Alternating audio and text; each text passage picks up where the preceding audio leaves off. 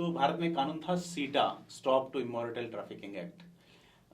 छोटे लेवल के अधिकारियों को ये पावर था, एसएचओ को पावर था कि वो किसी के यहाँ पे इस तरह से ट्रैप करके कार्रवाई कर ले। पीटा गया उसका। बाद में पीटा किया इसका, प्रिवेंशन टू इमोरटल ट्रैफिकिंग। तो स्टॉप और प्रिवेंट में अंतर ये है कि आपको उनकी सामाजिक जिंदगी के लिए उपाय करना है, रिहेबिलिटेशन करना है, वो कहीं नजर नहीं आता।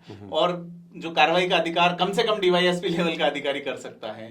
तो जो पिंप है या जो इस तरह के जो ये चलाते हैं, जो चकले चलाते हैं, उनके खिलाफ कार्रवाई करने वाले लोग सीमित हो गए।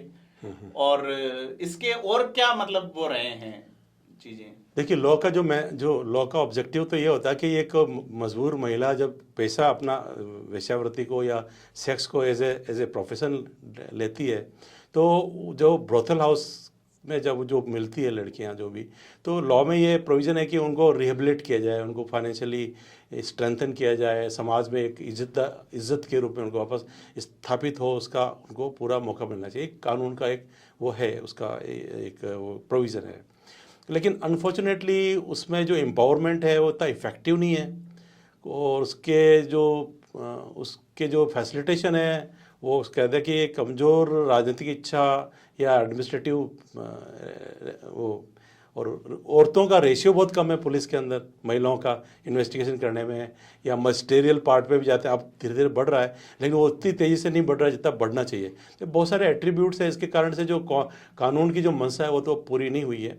लेकिन इसमें सोचने की बात यह है कि ये हम उस एरा की बात कर रहे हैं जब हम छायाचित्र के, जैसा श्रीपाल जी बता रहे हैं, छायाचित्र का ब्लैकमेल। आज के कॉन्टेक्स्ट में हम देखते तो समस्या कितनी का स्पेक्ट्रम क्या है। आप किसी भी न्यूज़पेपर को उठा कर देख लो, हर दूसरे तीसरे दिन एक खबर आती है कि भाई किसी होटल के बंद कमरे में कोई नशीला पदार्थ पिला दिया, और फिर लंबे 2 साल 3 साल तक कंसंट्रेट रैप चल रहा है, और कंसंट्रेट रेप के साथ में उसकी फ़ोटो लिए हुए हैं।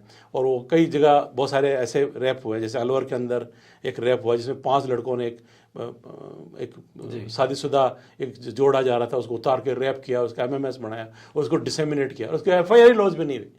वो बेचारे वो घूमते रहे, और जो एफआईआर लॉन्च नहीं करने वाले लोग थे वो आज पावर में हैं, जिन्होंने टरका दिया। मतलब आप तो रिहेबिलिटेशन की बात कर रहे हैं, मैं तो ये कह रहा हूँ कि जो लोगों ने जानबूझ करके एफआईआर लॉन्च नहीं करी, वो उनका तो एक्ट क्रिमिनल, और आज भी अगर इंक्वायरी करे तो वो they should be go to the jail.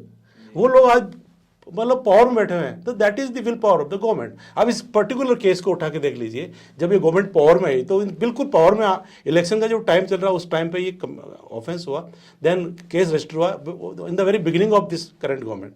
तो वो जो एनआईटी ऑन द रिकॉर्ड के वो जो लेडी थी वो एसपी के पास जा रही है, सीओ के पास जा रही है, कंप्लेंट लेके आए, उसको टरका रहे हैं, और केस बाद में रजिस्टर हुआ। तो जिन लोगों ने केस रजिस्टर नहीं किया उनकी क्रिमिनल लायबिलिटी छोड़ के उनको तो, और आज आप देख लो वो लोग कहाँ बैठे हुए सत्ता में। लेकिन आप अगर देखेंगे अजमेर ब्लैकमेल कांड में जो जिन्होंने ईमानदारी से कोशिश की वो बिल्कुल गुमनामी के दौर में है, जो थोड़ा बहुत चीज़ों को मेंटेन करने और चीज़ों को अपने हिसाब से मोल्ड करने की स्थिति में थे, वो अच्छी पोस्टिंग्स पाते रहे, अच्छी अच्छी पदों पर आते रहे। एक अजमेर वाले में मैं आपको पिछले साल का जिक्र करना चाहूंगा। मुख्य आरोपी जो था वो बांग्लादेश जाके सेटल हो गया था, 2017-18 में वो पकड़ा गया।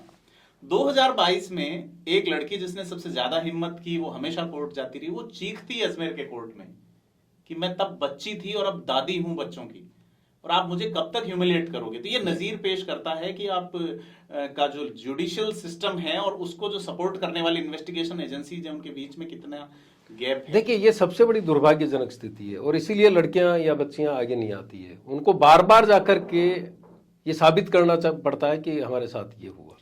जब एक बार बयान हो चुका मजिस्ट्रेट के सामने, अगर आप 164 के एक बयान के आधार पे किसी की सजा का रास्ता तय करते हैं, तो एक लड़की ने अपने साथ हुई घटना का पूरा जिक्र कर दिया, विवरण दे दिया, उसके बाद में इन्वेस्टिगेशन एजेंसीज की जिम्मेदारी कि उसको स्टेब्लिश करें, लेकिन हर बार उसको बुलाया जाता है। पर आप कल्पना कीजिए कि वो किन परिस्थितियों से निकल करके आती होगी, किस तरह से अपनी फैमिली को फेस करती होगी कि आप अदालत क्यों जा रही हैं, पुलिस आपके घर पर क्यों आ रही है। और मुझे लगता है कि वही डर था जो 250 से 16 बच्चियों पर लेकर के आया। इनिशियली 16 बच्चियां तैयार हुई, और फिर एक जो पीड़ित थी तो उस पर ये कहानी आकर के सिमट गई। और वो शायद हिम्मत इसलिए भी टूटी जब उनको पता चला कि एक केंद्रीय मंत्री सीधे प्रोटोकॉल को तोड़ करके एसपी से मिलने आ रहे हैं। उसमें जो आरोपी हैं जो सत्ता प्रतिष्ठानों से जुड़े हुए हैं, और सरकार की उस तरह की विलिंगनेस भी नहीं थी, उस तरह के आंदोलन नहीं थे। हालांकि इसने अजमेर को उद्वेलित किया पूरे प्रकरण ने, और सरकार की चिंता ये भी थी कि किसी भी तरह से जो कम्युनल हार्मनी है स्टेट की वो खत्म नहीं हो, क्योंकि ये पूरा प्रकरण अलग रूप ले रहा था। और उसकी वजह ये थी कि आरोपी एक वर्ग से थे, पीड़िताएं एक वर्ग से थी। और आज जो हम बात कर रहे हैं उसके पीछे मकसद यही है कि हमारे समाज की बच्चियां इस चीज़ को समझे कि उस दौर में जब इस तरह की ब्लैकमेलिंग उनके साथ हुई, तो आज आप अगर किसी पे भरोसा करके जा रहे हैं और अगर उस तरह के फोटोग्राफ्स लिए जाते हैं तो वो किस तरह से के रैकेट में वो फंस सकती है। अगर वो गलती से फंस रही है तो उनको तुरंत प्रभाव से अपने परिवार से बात करनी चाहिए, काउंसलिंग सेंटर से बात करनी चाहिए और कानून का सहारा लेना चाहिए। अगर आपके साथ कहीं कुछ गलत हो रहा है तो आपका जो खास निजी परिवार का व्यक्ति है उसे बताएं, दोस्तों को बताएं। इस पूरी जो बातचीत है इसका उद्देश्य यही है कि समाज में ये जो गंदगी पनप रही है इसको वॉश आउट किया जा सके। तो बहुत बहुत धन्यवाद शिवपाल जी, उमेश सिंह जी हमारे से बात करने के लिए। और इसी तरह